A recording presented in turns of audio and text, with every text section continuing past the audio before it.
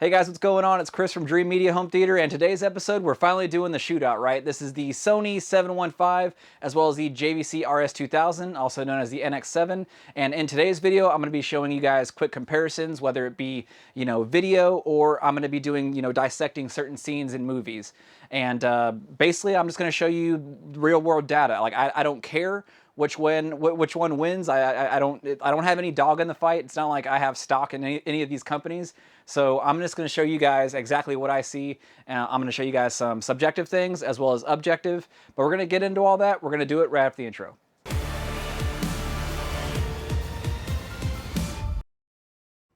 Okay, so I'm going to show you guys a quick demo side by side, not necessarily going to let you know which one is which. You guys can make up your own minds which one you like the most. Leave a comment down below. But I wanted to chime in here real quick just to let you know that these were zoomed in, right here as you're seeing it, is zoomed in post-production. So I filmed it at a wide image so that there wasn't going to be any barrel distortion or any vignetting or pin cushioning, as it would be called. I wanted the entire image to be displayed as true as possible. So I'm gonna let you guys know at the end of the video how this thing was set up.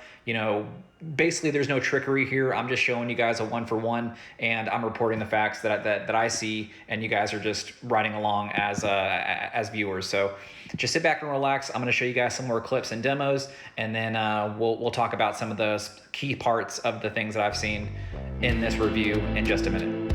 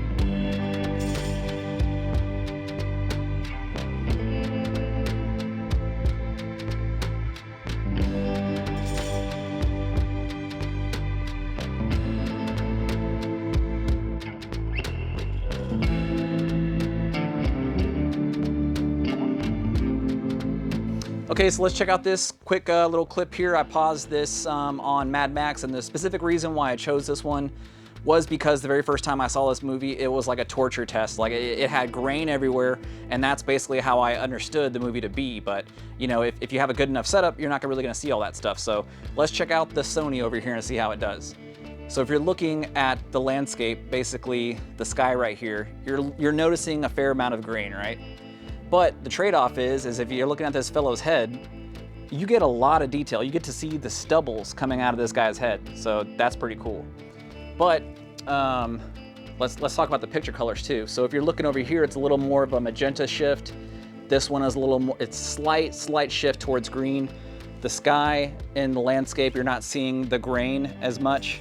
I'm really not seeing too much at all, but it's definitely notable in person. I'm not sure how it's gonna come out in camera. But if you're looking at this fellow's head though, it looks realistic, but at the same time it has a little bit of a smoother texture to it. So you can't pop out the stubble or pick out the stubble like you did over on the Sony. And this is the JVC rs2000, but either ways, I mean, if you weren't looking at both of these side by side, you would probably never be able to tell. But I just wanted to pause, the video right here. We're gonna get in a couple more clips and let you know a couple more things about these, but I wanted to pause and jump in here and let you guys know my thoughts on this specific scene.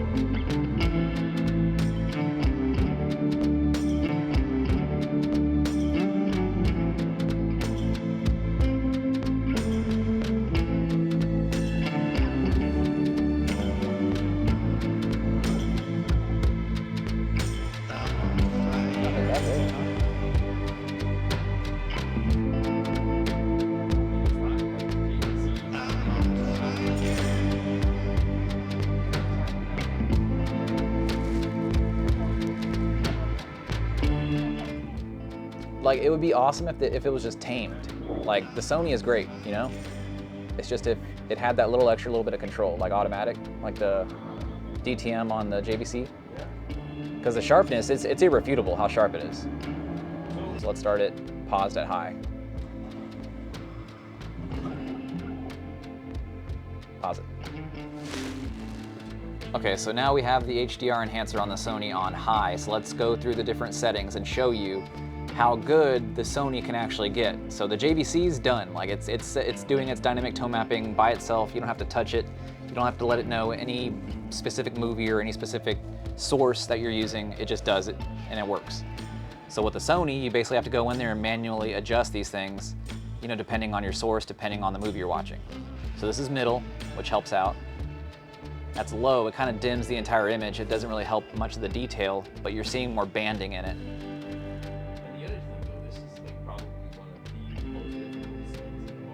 Yeah, and this is a torture test, and that's the specific reason why we're doing all this stuff, is we're showing you the extremes of these things and really putting them through their paces.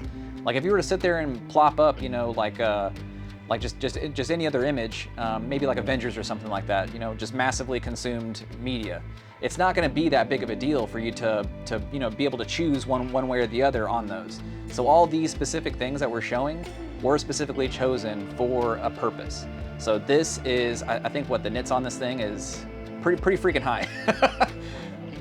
Yeah, it's 4,000 nits on this one is the max, so that was the reason why this one was chosen. Next, we're gonna show you guys Blade Runner, which I think it's at 400, so it's huge swings on the scale. So again, this setting may probably not work ideally on Blade Runner, but that's the reason why we wanted to show you this part. But we're gonna continue showing a couple more clips from the Meg.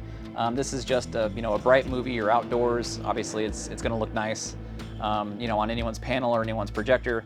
But this was specifically chosen for the HDR purposes. It's right out of the box, right? So even though you have to change a setting, it's the JVC is as good as it can get. The Sony's as good as it can get, and they're matched. They don't have any processing on, you know, motion. They don't have any processing on anything else.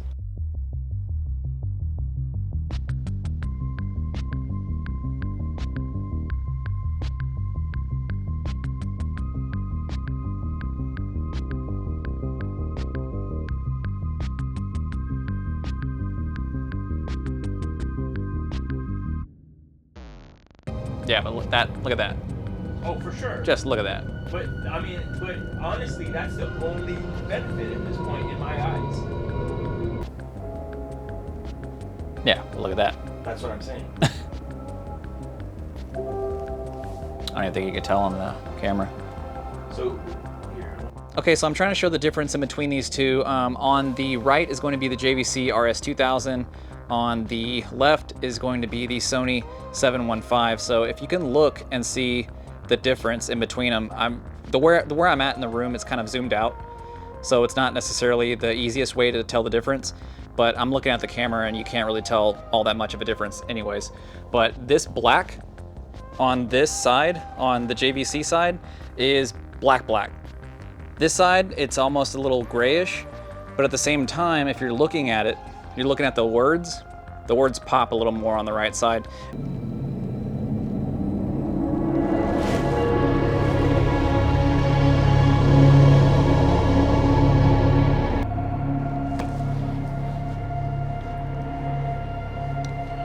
They're still a little closer, but that one definitely grabs your eye more.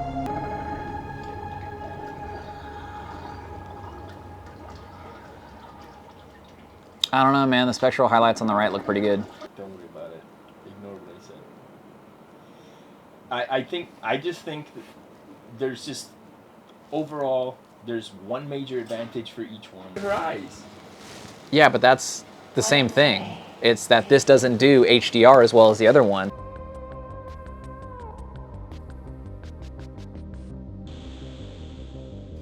Okay, so this is Blade Runner 2049, and this is chapter 15. This is the second to last chapter in the movie. This is the Sony 715. This is a kind of like interactive billboard, so you can see the little kind of like, I guess it's like the pixels in the billboard per se, but you see how ropey her hair is, and then the detail on her face. Over here, again, same old story. We have the JVC rs2000. You can't necessarily, get that razor, sharpness on her hairs. And then there's a little bit of soft feature on those pixels on the on her face as well. So now let's unpause it, and then we're gonna show that one spot with Homeboy's face. You look like a good job. Right there. Pause it. Okay, so let's look over here on the Sony. Look at the absolute detail on his face. You could see the little drips of rain coming down, and I guess it's kind of washed with a little bit of blood as well. But that's a lot of detail. Over here, let's look at the same spot. You don't see those same lines on the rain coming down his face with the colors on it. So now, again, a lot of this stuff's probably gonna be controversial, but I mean, no one else is gonna have these specific setups to do this stuff, so I wanted to do my due diligence for you guys to let you know all the specific details. There are no clear winners here. I mean, I've been going back and forth with Cameron to figure out, which one would be best for absolutely crush the other one. And to be honest, there's spots that are great for one, there's spots that are great for the other, but it really just depends on the end user on what you're really going for. So I really like the sharpness over on the Sony, but I mean, I can't refute the HDR and the black levels over here on the JVC. So I think that's about it. So I'm gonna wrap this video up, but thank you guys for watching. Really liked doing this type of comparison, but let's wrap this video up. So after we've done all these comparisons, I wanted to show you guys the setup, right? So I have my tripod right here, right down the center in between the projectors. And then I basically have the exact same, copy and pasted to both of them. So I have the 715 over here. This is the Sony 715, as well as the JVC rs2000. Both of them are using identical length and identical model HDMI cables. And for power, I'm basically using the Claris Duet over here for power conditioning. So everything is exactly the same. So with this setup, basically what I did is everything is run directly to the Trinnov, and we also did a couple of different things. Halfway through, we even switched the Trinnov HDMI 1 to HDMI 2 so that there wasn't any, favoring, because some AVRs like to do that. So, all of the variables were taken into consideration. I didn't change any of the camera settings whenever we're doing the clips themselves. And if I did change a camera setting, then that means it's global. It affected both clips at the exact same time. So it's not like one was chosen to be favored over the other one. It's just showing apples to apples, apples to oranges right out of the box. But that's about it. If you're looking right here, you're seeing that both of these projectors are identical throw distances, and they're also almost identical heights. So that's the only thing I couldn't absolutely nail down 100% because these are physically different sized casings. But that's about it. So all of this stuff was taken into consideration, and I tried to make this 100% as good of a comparison as possible. I'm sure you keyboard warriors will refute some of the facts in the comments, but this light wasn't on, and if you're looking at the image right now, whenever I did my intro and outro, you'll notice that this is being a little skewed because the light is on. But the light wasn't on during the actual footage itself whenever I was filming. So just keep that in consideration. Okay, so now we're gonna take a heat test on this one. So on the, I guess that would be the left side of the Sony, we got 93, 94, what was that, 94? Yeah. And then on this would be the right side of the Sony. Yeah, I'm not shining the laser into the panels. It's right here. So on the right side of the Sony, we're getting 100 and, I guess it's kind of fluctuating, but anywhere between 153 and 160 something. Crazy. So we're gonna look over here on the JVC on the left side. Looks like 90.1. This side, 124. So let's double check. Let's go back on this one, make sure that we're actually on the fin and not into the guts on this one. So if you guys are looking, that is still, it's still high. Yeah, 142. So now we're going to do the same thing, but we're going to do the volume. So we're going to do USB, or not USB. We're going to do dBA and dBc. So we have a, little sound meter here, dBA meter. I like to use this one, to to correct Odyssey's problems, because it doesn't always come out perfect. So it's good to have just one source that you use, you know, in between systems, but obviously most people will just have one system.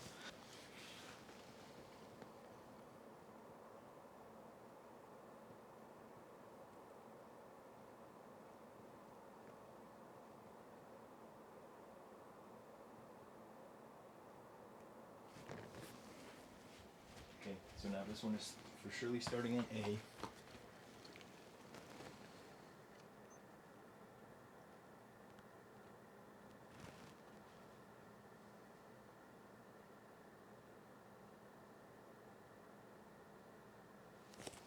So I wasn't paying attention to the numbers. Which one's louder?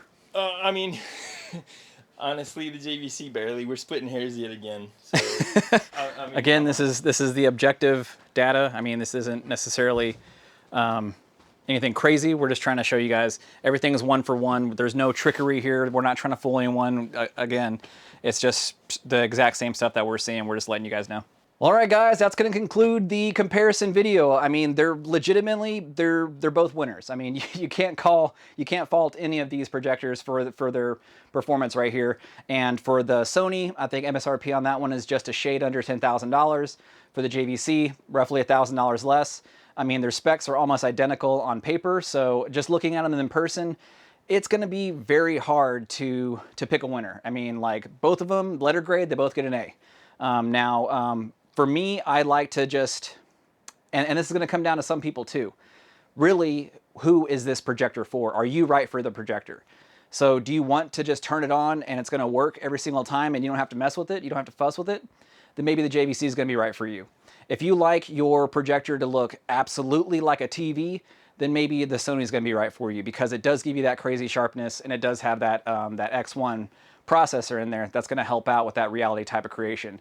Now, both of these are uncalibrated, so that means that if you were to 100% calibrate this thing and make it an absolutely perfect, brilliant, beautiful comparison, which is going to be impossible to film, because to me, that comparison means that these lenses need to be exactly side by side, and then that they need to be at the same height, same depth, and all that stuff. And then that's just, it's not the case. You can't do that. So you can't even stack them and have the same thing, because the angle of incidence reflected back into your eyes or even the camera is going to be different. And again, you guys aren't here, so you guys are watching this on a camera, so I did my best to record and capture everything perfectly. And I have no control of what happens whenever it goes to YouTube. You guys could see banding that I didn't see, that I didn't record, and it basically is an artifact that happens post-production. But that's about it. I mean, I really like both of these things, and to be honest, you will probably never see both of these in the same room at the exact same time. So I mean, like I was talking about, I really enjoyed both of them. Both of them had their quirks, but it all comes down to which one's right for you. I mean, you can't lose your money if you're going to be spending, you know, on this type of caliber of projector. So, and they made it really hard for me to do this comparison too, because they are so close. Usually it's just straight out of the box. I mean, like this one is the absolute winner, and that's usually the way things are. But to be honest, if you're going to go with either of these, I think you're going to be extremely happy with either of them's performance in your home theater.